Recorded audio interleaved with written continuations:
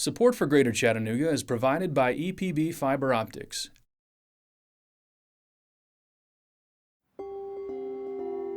Chief John Ross, they have two different sides, depending on what side you look at, but I think it was a great leader, and as all leaders, sometimes we make mistakes, sometimes we don't. I think that he was probably a great leader. He tried at that time. A lot of the stuff that was done, wasn't really enforced to help us. I mean, if it did affect us, why was the removal still done? A lot of these names that were glorified aren't really that much glory to them.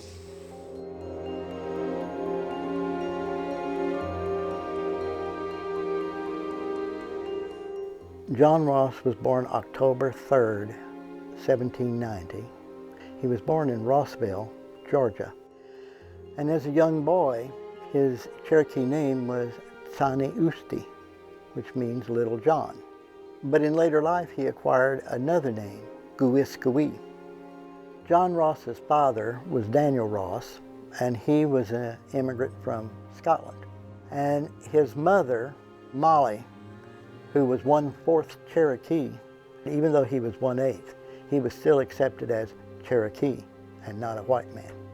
He wasn't completely fluent in Cherokee. He knows some Cherokee. He spoke English. He was educated, and he was Cherokee. So it was like the best of both worlds. He lives in what's today known as Rossville. He lived in it after the year 1802 up until the 1820s. People that lived even in the area came here and got their mail.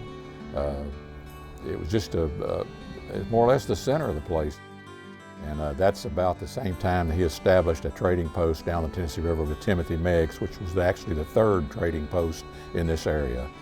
In 1815, Timothy Meggs dies. Lewis Ross, John Ross's brother, will go into partnership with him. That's when Ross's Landing actually comes to be known as Ross's Landing.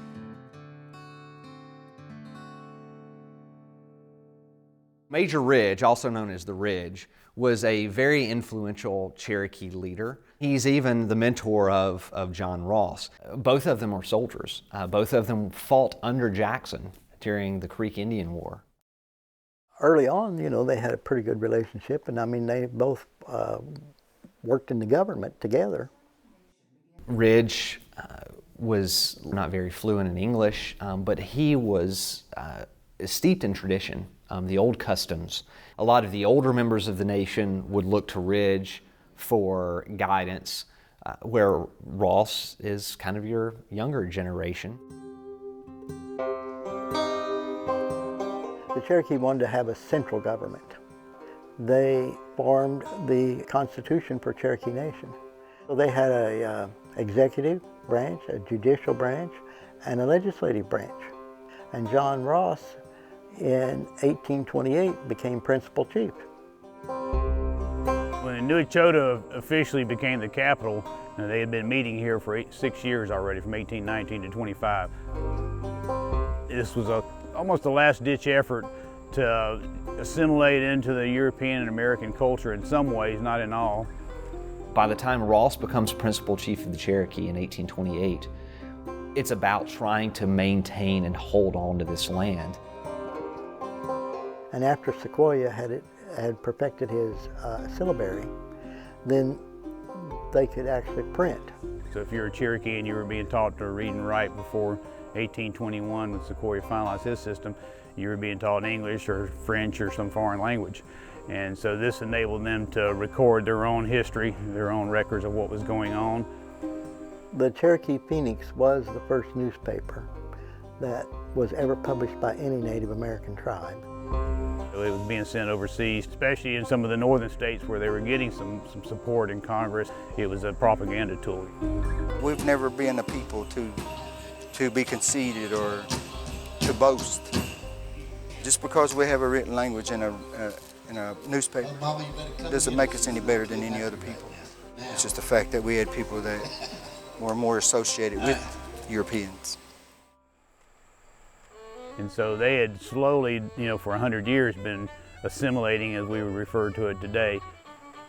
Cherokee Ross are very peaceable people. We didn't really go to war. I mean, we did from time to time, but basically a lot of our disagreements were settled on a stickball field. Fighting the United States at that point might not have been as beneficial on a battlefield as it was fighting the United States at their own game through the law. Whatever they did was never good enough. The Indian Removal Act has been signed by Congress, and it's just a matter of time before a removal will actually occur. They wanted the land, and to have an independent and sovereign nation sitting in the middle of Georgia was not going to happen for Georgians. The state of Georgia actually passed a law stating that no Cherokee could meet in that state unless they were discussing giving away their land, so they had to move their capital. They brought it to Red Clay in 1832.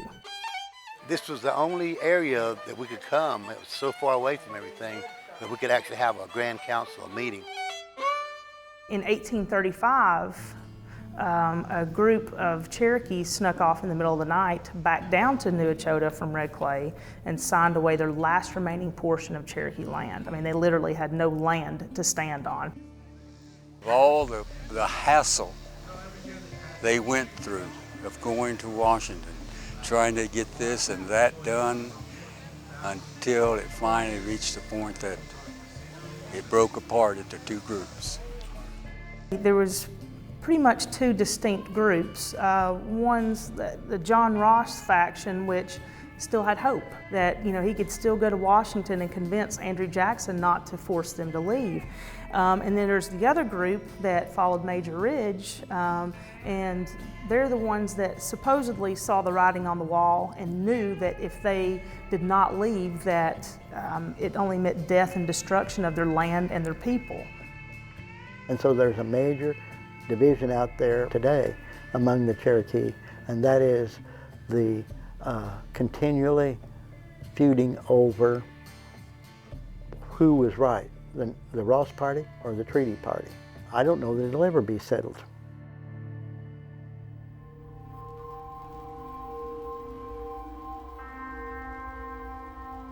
So you have to remember that this is the life that everyone knew.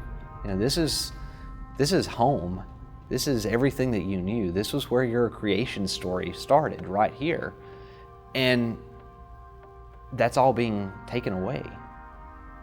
Ironically, this comes full circle. Thousands of Cherokee will be rounded up to the Ross's Landing. They'll be forcibly removed from their ancestral homes. Their legacy, I guess, would be a homeland. Say homeland, hey, that's where I come from.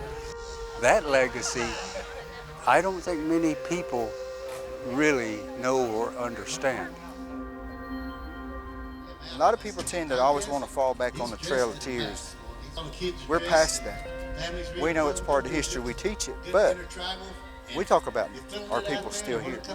I like to come and tell how strong we still are. Surviving removal, surviving attempted genocide. They talk about Native people in the past. They don't really see the Native people as people that live in our time.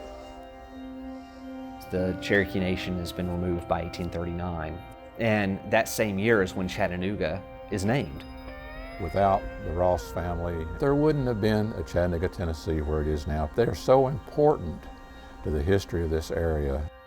What happened to the Cherokee people, to keep their memory and what happened to them alive so no one forgets and history doesn't repeat itself.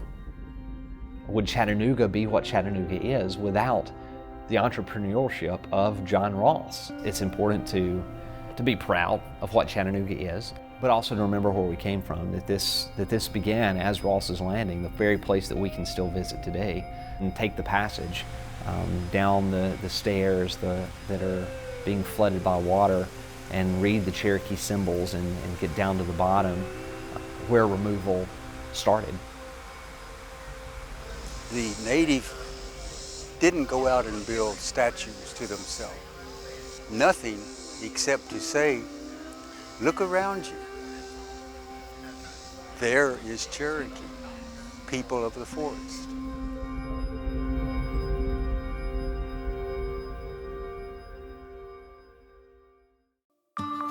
If you're a fan of Greater Chattanooga, support it. Becoming a sustaining member of WTCI is easy and affordable, and it makes a big difference. Visit greaterchattanooga.org/donate. Thanks.